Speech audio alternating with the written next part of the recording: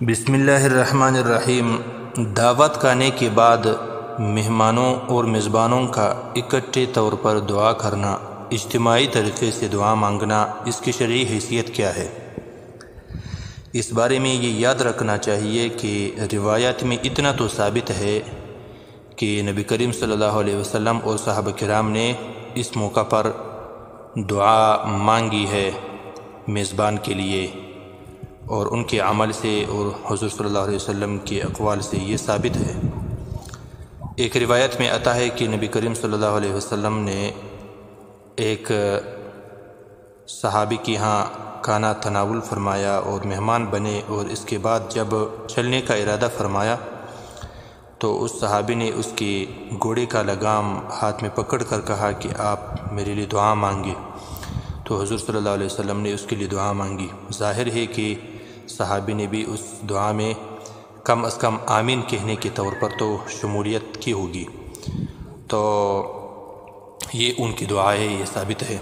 اور ایک موقع پر ابو داؤد شریف کی روایت ہے کہ نبی کریم صلی اللہ علیہ وسلم نے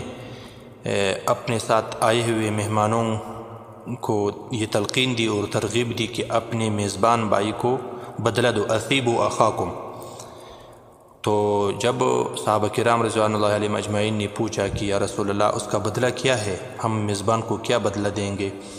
تو نبی صلی اللہ علیہ وسلم نے فرمایا اذا دخل بیتہ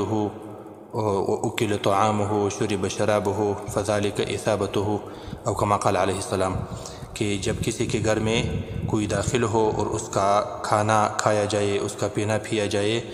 اور اس کے لیے وہ مہمان دعا مانگے تو یہ اس کا بدلہ ہے۔ تو اس کی ترغیب، دعا کی ترغیب یہ ثابت ہے۔ باقی یہ ان روایات میں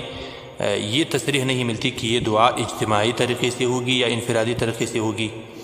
انفرادیت اور اجتماعیت کی کوئی قید نہیں ہے، تو اگر کوئی اجتماعی مانگے بھی درست ہے، انفرادی مانگے بھی درست ہے، لیکن اس انفرادی دعا کو قید کے طور پر اس کا التزام کرنا کہ انفرادی ہی ہوگی، اجتماعی نہیں ہوگی، تو انفرادیت کی قید کو لازم سمجھنا یہ بھی درست نہیں ہے، اجتماعیت کی قید کو لازم سمجھنا یہ بھی درست نہیں ہے کہ خواہ مخواہ کوئی کہے کہ اجتماعی طریقے سے مانگیں گے اور انفرادی پر وہ کوئی نکیر کرے، یہ بھی درست نہیں ہے۔ تو اگر کوئی شخص اجتماعیت کو قید سمجھتا ہے اور اس کو اپنی طرف سے ایک مداخلت سمجھتا ہے اور اس کے التزام کو بدعت سمجھتا ہے، تو اس کو یہ بھی غور کرنا ہوگا کہ انفرادیت بھی ایک قید ہے، کہ اگر میں انفرادیت پر زور دوں کہ یہ دعا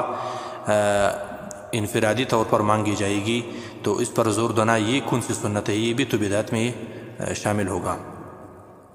ہاں البتہ لوگوں کے ماحول اور مزاج کے مطابق اس طرح معاملہ کرنا ہوگا کہ جہاں پہ لوگ انفرادی دعا کو ضروری سمجھتے ہوں، انفرادیت کو لازم سمجھتے ہوں، تو وہاں پہ اجتماعی مانگے۔